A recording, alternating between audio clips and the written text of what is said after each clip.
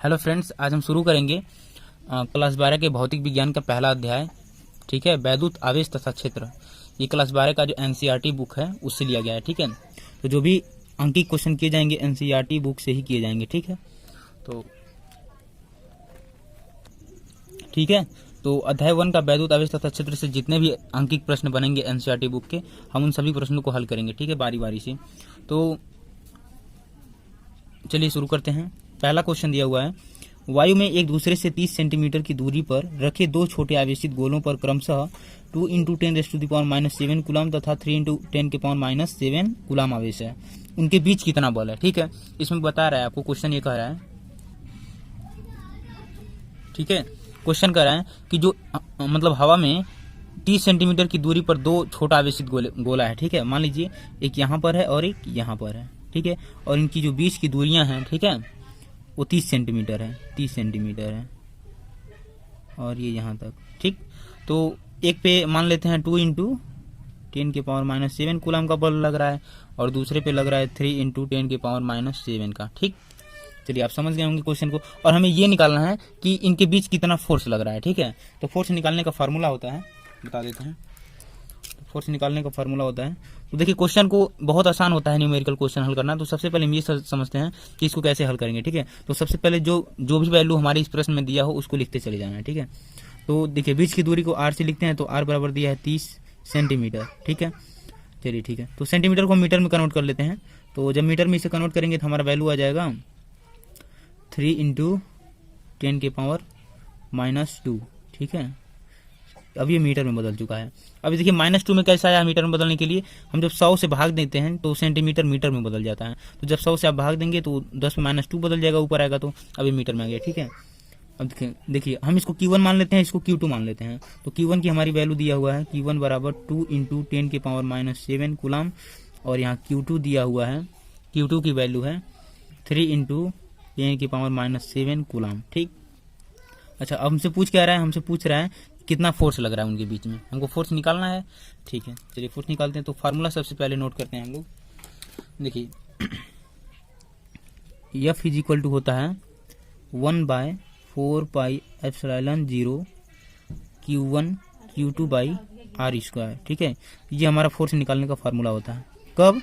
जब दो आवेश दिए गए हों और उनके बीच की दूरी r हो, इस कंडीशन में हम ये फार्मूला लगाएंगे। ठीक है, चलिए तो हम आपको पहले बता देते हैं कि देखिए इसकी वैल्यू जो होती है 1/4πε0 की, इसकी वैल्यू होती है 9 × 10⁻9। ठीक है, तो सबसे पहले हम इसकी वैल्यू लिखेंगे 9 × 10⁻9, ये इसकी वैल्यू होती है टोटल की 1/4πε0 की। ठीक है, अच्छा इंटू अब Q1 की वैल्यू लिखेंगे। Q1 की वैल्यू आप देख रहे हैं यहाँ पे दिया हुआ है 2 × 10⁻⁷, तो 2 × 10⁻⁷ इंटू, ठीक है, अब Q2 की वैल्यू लेंगे। Q2 की वैल्यू यहाँ पे है 3 × 10⁻⁷। ठीक है, अच्छा बटे कर देंगे। अच्छा बटे में क्या दिया है, r² दिया हुआ है। तो r की वैल्यू हमारे पास क्या दिखी, r की वैल्यू मीटर में चेंज कर चुके हैं, यहाँ पे दिया हुआ है। तो 30 × 10⁻⁻2 और इसका होल स्क्वायर कर देंगे, क्योंकि यहाँ पे r क्या है, स्क्वायर में है। ठीक है, इतना आपको समझ में आ गया। चलिए इसका अगला स्टेप देख, तो देखिए इसका आगे चलेंगे। चलिए इसको हल कर लेते हैं, कितना आया है।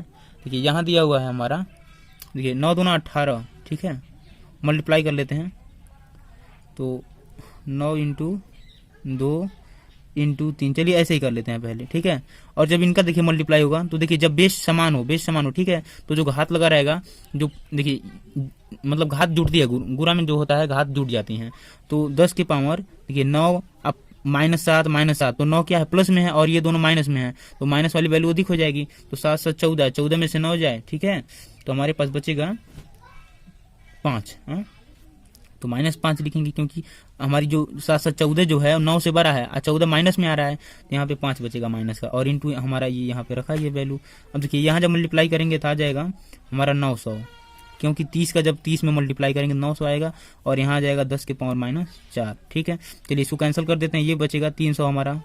ठीक है, अच्छा 3 × 3 = 9, अच्छा 9 दूना देखिए अगर हम 18 कर देते हैं। ठीक है, 9 दूना 18 मान लेते हैं, तो कितना मिल जाएगा हमको, 3 × 6 = 18, 6 आ जाएगा, इन दोनों को काट देते हैं, और 3 × 1 = 3, यहाँ बचेगा 100। ठीक, अच्छा अब देखिए क्या मिलने वाला है हमें, देखिए 6 बचा, नीचे 100 बचा। ठीक है,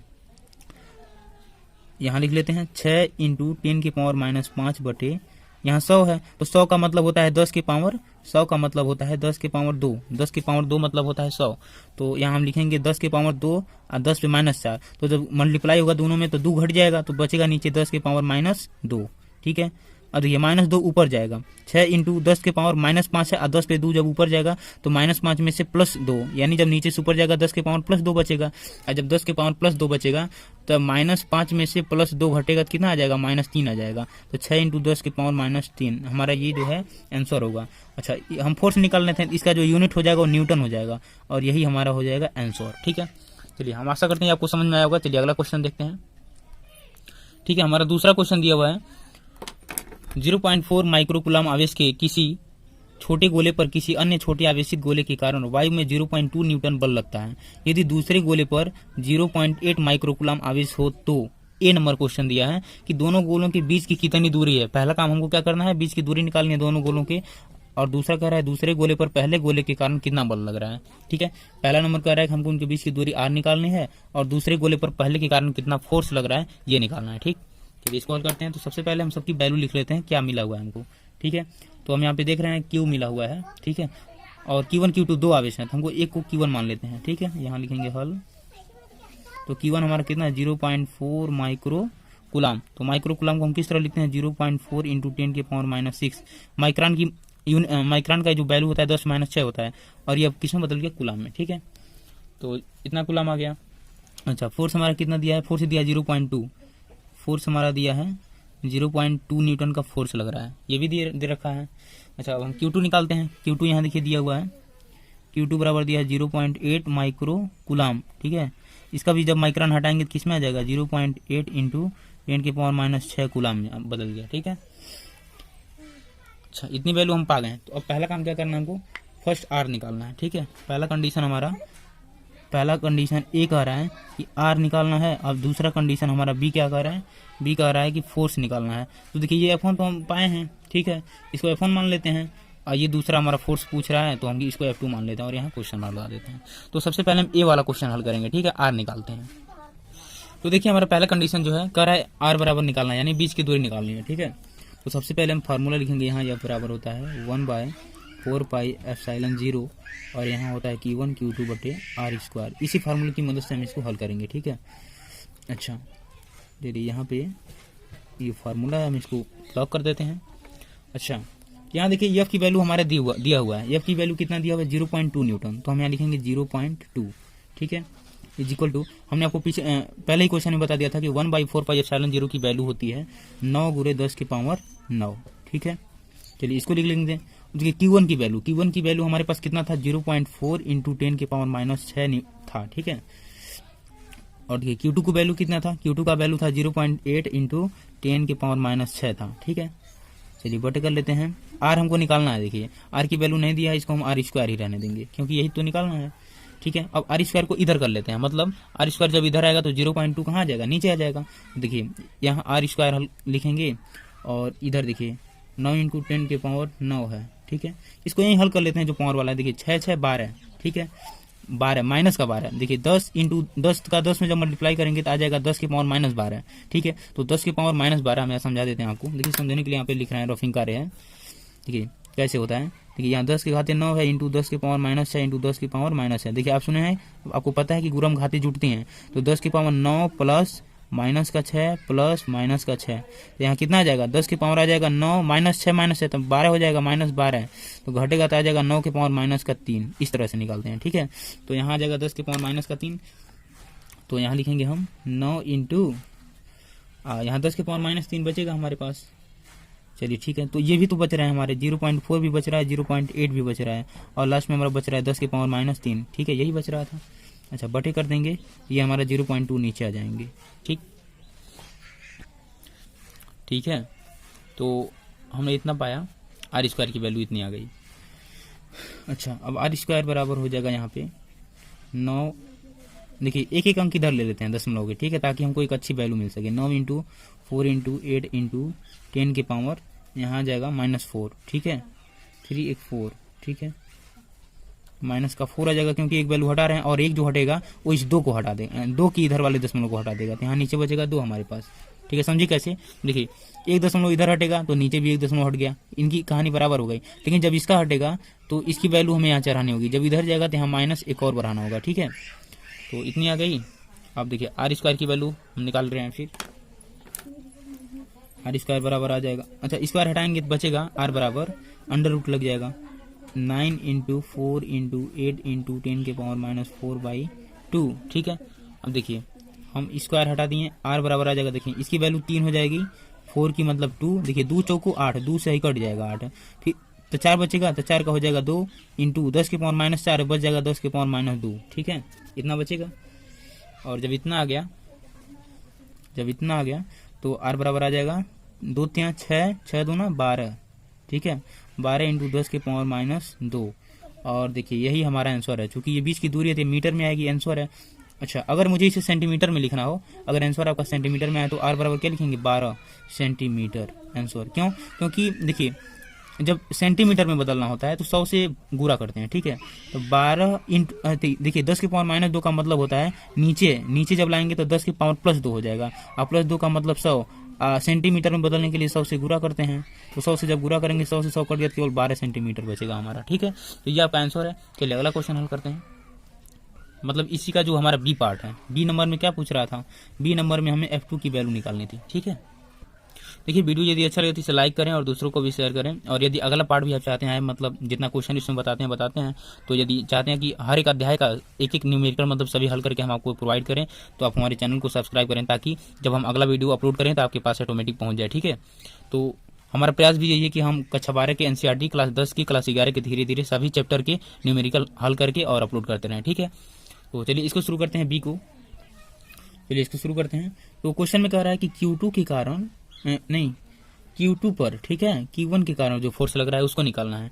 तो हम यहाँ लिखेंगे Q2 पर Q1 के कारण जो बल लग रहा है, ठीक है, F2 निकालना है हमको। ठीक, अच्छा एक चीज हमारा आपको बताते हैं, देखिए जब दो यहाँ पे गोले दिए रहे हैं, ठीक है, दो यदि गोले दिए रहे हैं, इससे दिख नहीं रहा है, जब दो गोले दिए रहे हैं, ठीक है, तो देखिए ये जो फोर्स लगाएंगे इनकी दिशा मतलब अलग हो जाएगी। ठीक है, लेकिन फोर्स जो है बराबर लगेगा, तो यानी F1 बराबर F2 आ जाएगा। लेकिन दोनों की दिशा क्या है? दिशा इक्वल नहीं है, यानी दोनों की दिशा एक दूसरे के विपरीत है, लेकिन जो फोर्स लग रहा है वो बराबर है। ठीक है, यही इसका कॉन्सेप्ट है इस सवाल को लगाने का। तो ठीक है, आपको इतना पता चल गया, चलिए इसको हल करना शुरू करते हैं। अच्छा, हमारा आ गया कितना? F1 बराबर F2, आपको पता है F1 बराबर F2। ठीक है, तो हमारा F2 कितना करेगा? 0। तो F1 आपको पता है कितना है? F1 कितना था? 0.2 न्यूटन था। तो देखिए जब F1 0.2 न्यूटन है और ये भी इसी के बराबर है, तो इसकी भी वैल्यू कितना आएगा? 0.2 न्यूटन आएगा, और यही हमारा आंसर होगा। ठीक है, बट क्या होगा? इसकी जो दिशा होगी, चलिए लिख देते हैं, इसकी दिशा F1 के विपरीत होगी। लेकिन यदि इतनी सी बात आप जानते हैं कि दोनों में बराबर बल लगेगा, तो आप आंसर वहीं पे दे देंगे कि जो F1 की वैल्यू होगी वही हमारे F2 की वैल्यू होगी। ठीक है, चलिए तीसरे क्वेश्चन को हल करते हैं।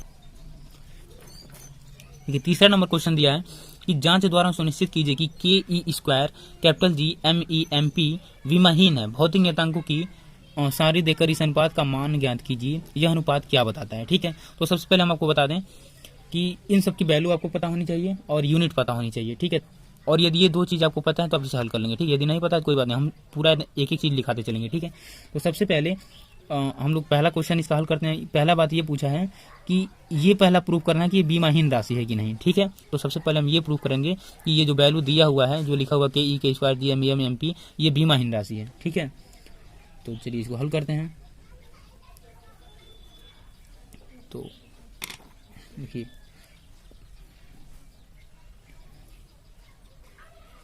तो हमको ये प्रूव करना है कि बीमाहीन राशि Ke² G MEMP। ठीक है, तो सबसे पहले हमको K की राशि निकालनी होगी, E की, कैपिटल G की, MA की, MP की। यदि हम इन सभी का यूनिट निकाल लेंगे तो आसानी से प्रूव कर लेंगे कि ये जो वैल्यू दिया हुआ है इस फॉर्मेट में रखेंगे, और उसके बाद चेक करेंगे कि बीमाहीन है कि इसकी कोई बीमा भी निकल रही है। ठीक है, तो सबसे पहले हम निकालते हैं कुलामी बल। ठीक है, F का प्रयोग करके हम निकालेंगे K की वैल्यू। ठीक है, तो आप एक फार्मूला पढ़े होंगे कुलामी बल का।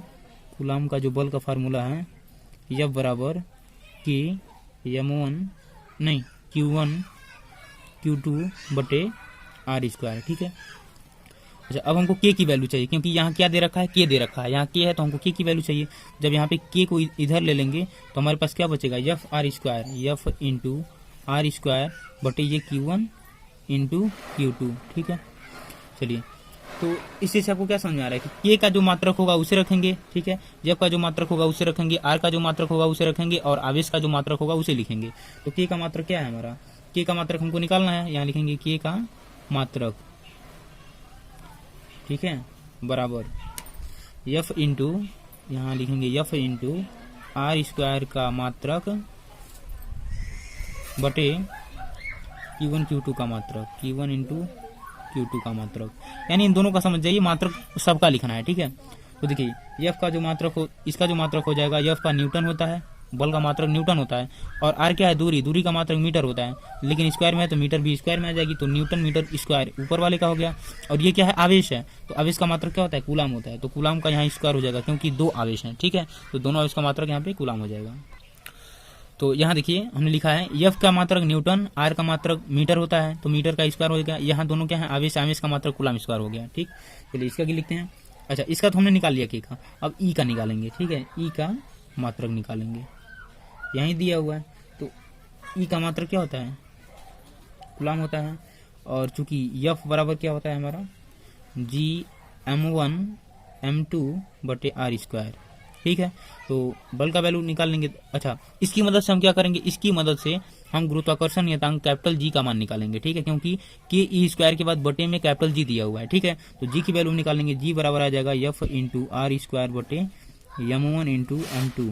अच्छा, अब शुरू में भी मैं यही फार्मूला दिखा रहा था, तो कोई जरूरी नहीं कि आप पहले आवेश वाला निकालें, आप पहले इसको भी निकाल सकते हैं, क्योंकि आपको ये तो प्रूव करना है कि ये बीमाहीन है कि नहीं। ठीक है, अच्छा, जी का मात्रक निकालने के लिए हमको क्या रखना होगा, एफ का मात्रक रखेंगे, आर का मात्रक रखेंगे, फिर एम का। तो बल का मात्रक क्या होता है, न्यूटन होता है, चलिए न्यूटन हो गया। आर का मात्रक मीटर होता है, तो मीटर स्क्वायर हो गया। ये दोनों यम है, यानी मास है दोनों, तो किलोग्राम हो जाएगा, किलोग्राम का क्या हो जाएगा, स्क्वायर हो जाएगा यहाँ पे। ठीक है, किलोग्राम स्क्वायर।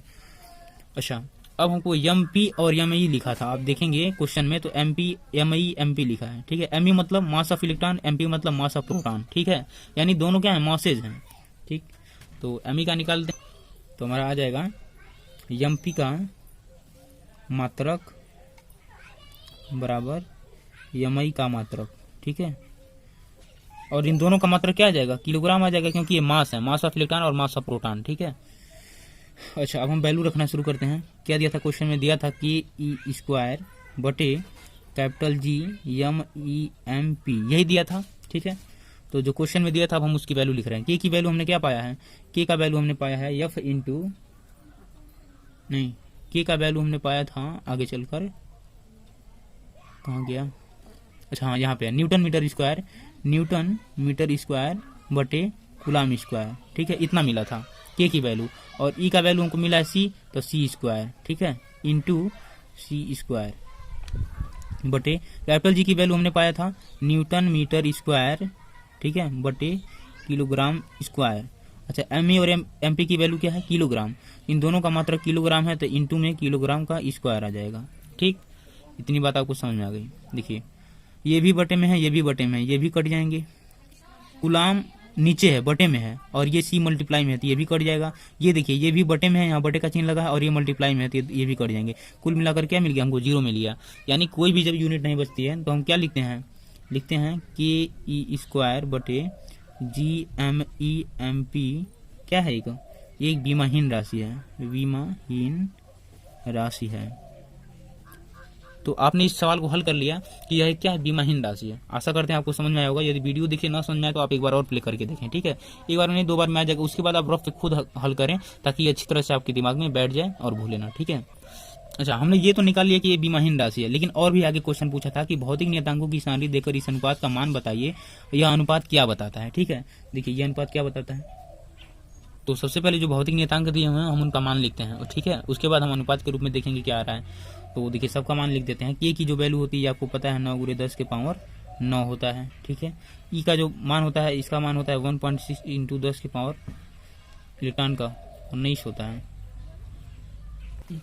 ठीक है, तो के की वैल्यू इतनी है, ई की वैल्यू है 1.6 × 10 के पावर -19 कूलाम, और हमारा कौन बच रहा है अब देखिए, के का हो गया, ई का हो गया, अब बचा है जी का। तो जी का यहाँ लिख देते हैं हम। जी का जो मान होता है वो होता है 6.67 इंटू 10⁻⁻11। ठीक है, यहाँ पे ये 11 है। न्यूटन मीटर स्क्वायर इसका फॉर्मूला होता है, न्यूटन मीटर स्क्वायर पर किलोग्राम स्क्वायर। ठीक है, अच्छा जी हो गया, और एम आई बचा और एम पी बचा। तो एम आई की जो मान होगा, एम ई का जो मान होगा, मास ऑफ इलेक्ट्रॉन, तो मास ऑफ इलेक्ट्रॉन यानी इलेक्ट्रॉन का द्रव्यमान होता है 9.1×10⁻⁻31 किलोग्राम। और यहाँ पे क्या होता है प्रोटॉन का mass of proton, mass of proton होता है 1.67 इंटू 10⁻27 किलोग्राम। ठीक, सॉरी ये -27 होता है। ठीक है, तो 1.67×10⁻⁻27 किलोग्राम मास ऑफ प्रोटॉन होता है। ठीक है, ठीक है, तो सबकी वैल्यू हमने दे दिया। अब क्या करना है, केवल अनुपात के रूप में इनका मान रख देना है। ठीक है, रख रहे हैं। तो देखिए के ई स्क्वायर बटे capital G M E M P इसी रूप में लिखना है। तो के की वैल्यू हमने क्या देखा, के की वैल्यू है 9×10⁻9। ई की वैल्यू जो है हम उसे लिखेंगे, ई की वैल्यू 1.6 इंटू 10⁻⁻19 का होल स्क्वायर, स्क्वायर में है। और यहाँ हो जाएगा कैपिटल जी का मान, कैपिटल जी का मान 6.67×10⁻11। और एम ए की वैल्यू होती है 9.1×10⁻31 किलोग्राम। और यहाँ होता है एम पी की वैल्यू 1.67 इंटू 10⁻⁻27। ठीक है, अच्छा जब हम इसको हल करेंगे, अब इसको हम हल करेंगे। ठीक, तो ठीक है, पिछली वीडियो में जैसे हम घात और पिछली वीडियो कर रहे हैं, इसके पहले जो क्वेश्चन हल किया गया था, हमने इसको हल करने का आपको बताया था कि नीचे घात माइनस में है तो ऊपर जाती है, प्लस में हो जाती है। इन सब नियम को देखते हुए आप इसको हल करते जाएंगे तो आपको लास्ट में आंसर कितना मिलेगा, मिल जाएगा 2.27 इंटू 10⁻39। ठीक है, और इतना आंसर आ जाएगा। एक चीज़ और हम आपको बता दें, यदि एग्जैक्ट यही नहीं आ रहा है, इसके कुछ आसपास में आ रहा है, जैसे 2.27, 26, 24 या 20 के भी करीब में आ रहा है, तो भी आपका सवाल गलत नहीं होता, सही होता है। ठीक है, तो थोड़ा बहुत मिस्टेक चलता है, लेकिन आप इसको नियम से हल करेंगे तो घात में गलत नहीं होगा, तो बहुत आसानी से हल कर लेंगे। ठीक है, तो चूंकि वीडियो लंबा हो रहा था इसलिए हम इसको कट किए हैं।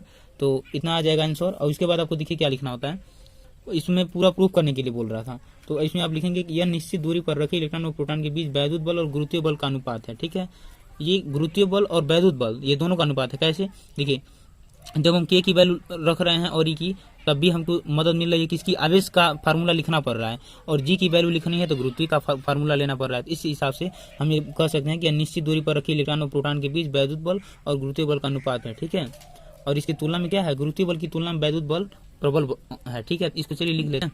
तो देखिए इसको लिखेंगे, जब इतनी वैल्यू आ जाए तो हम ये लिखेंगे कि यह निश्चित दूरी पर रखे इलेक्ट्रॉन और प्रोटॉन के बीच वैद्युत बल तथा गुरुत्वीय बल का अनुपात है, अतः गुरुत्वीय बल की तुलना में वैद्युत बल अत्यंत प्रबल है। ठीक है, ये हमारा आंसर यहीं समाप्त होता है। और चलिए इसके आगे जो हमारा क्वेश्चन है उसको हल कर लेते हैं। तो देखिए हमारा चौथा नंबर क्वेश्चन है पहले चैप्टर का। इसमें देखिए दो क्वेश्चन दिया हुआ है, ए और बी करके। पहला क्वेश्चन पूछ रहा है कि किसी वस्तु का वैद्युत आवेश क्वांटीकृत है, इस प्रकथन से क्या तात्पर्य है। ठीक है, पहला हम ये निकालेंगे कि किसी वस्तु का वैद्युत आवेश क्वांटीकृत है, इसका मतलब क्या हो रहा है। ठीक है, इसका पूरा अर्थ समझाना है। और दूसरे क्वेश्चन में पूछ रहा है कि स्थूल अथवा बड़े पैमाने पर वैद्युत आवेशों से व्यवहार करते समय हम वैद्युत आवेश के क्वांटीकरण की उपेक्षा कैसे कर सकते हैं। ठीक है, इन दोनों को का आंसर लिखना है। ठीक है, तो पहले का आंसर देते हैं।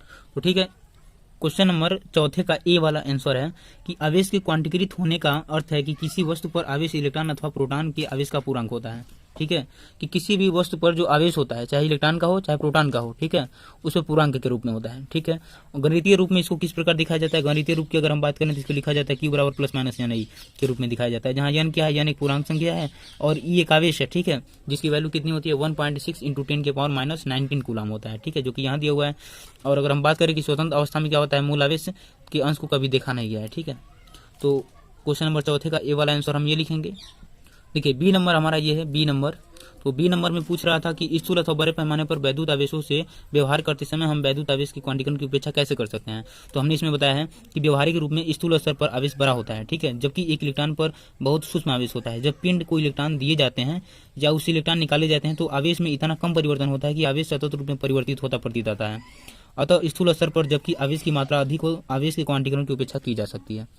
देखिए की जा सकती है। ठीक है, इसमें ये कह रहा है कि जैसे मान लीजिए दो वस्तु हैं। ठीक है, अगर हम किसी एक में से कुछ इलेक्ट्रॉन निकाल कर दूसरे को दे देना या उसमें कुछ अलग से आवेश दे रहे हैं तो उसमें परिवर्तन इतना कम होता है कि जैसे मान लीजिए डेल्टा क्यू इसमें परिवर्तन हो रहा है, डेल्टा क्यू इसमें, तो दोनों क्या हो जाएंगे, शून्य हो जाएंगे, यानी उसका कोई विशेष प्रभाव नहीं पड़ेगा, जो पहले से प्रक्रिया वस्तु में चल रही थी वही चलेगा। ठीक है, तो ये हमारा 20 नंबर का क्वेश्चन हो गया। चलिए इसके अगला यानी 5वां नंबर क्वेश्चन को हल करते हैं। तो ये 5वां नंबर क्वेश्चन कर रहे हैं कि जब कांच की छड़ को रेशम के टुकड़े से रगड़ते हैं तो दोनों पर आवेश आ जाता है। इसी प्रकार की परिघटना का वस्तु के अन्य युग्म से भी प्रेक्षण किया जा सकता है। स्पष्ट कीजिए कि यह प्रेक्षण आवेश संरक्षण नियम से किस प्रकार सामंजस्य रखता है। ठीक है, चलिए ठीक है। अच्छा एक चीज़ और है, जैसे हमने इस चैप्टर का भी थियोरी नहीं पढ़ाया है आप लोगों को, तो यदि आपको थियोरी चाहिए तो प्लीज़ कमेंट करें, हम थ्योरी भी पढ़ाएंगे और इसमें जो अन्य भी डेरिवेशन किए गए हैं डेरिवेशन भी आएगा। तो अभी फिलहाल हमको ये उचित लगा कि न्यूमेरिकल ज़्यादा लोगों का फर्स्ट था, इसलिए हमने न्यूमेरिकल पर ज़्यादा ध्यान दिया। ठीक है, यदि आपको आवश्यकता हो इसका थ्योरी भी हम आपको दें और डेरिवेशन भी दें तो आप कमेंट करें, हम अवश्य वीडियो बनाएंगे। ठीक है, तो इसका आंसर हमने लिखा है कि जब एक कांच की छड़ रेशम के टुकड़े से रगड़ी जाती है तो कांच की छड़ के कुछ इलेक्ट्रॉन रेशम के टुकड़े पर स्थानांतरित हो जाते हैं। इसका मतलब उस पर चले जाते हैं, जिससे कांच की छड़ धनावेशित होती है तथा रेशम का टुकड़ा ऋणावेशित होता है, अतः दोनों पर बराबर तथा विपरीत आवेश उत्पन्न हो जाते हैं। रगड़ने के पश्चात पुनः दोनों वस्तुओं पर नेट आवेश 0 हो जाता है, अतः आवेश संरक्षण का नियम लागू होता है।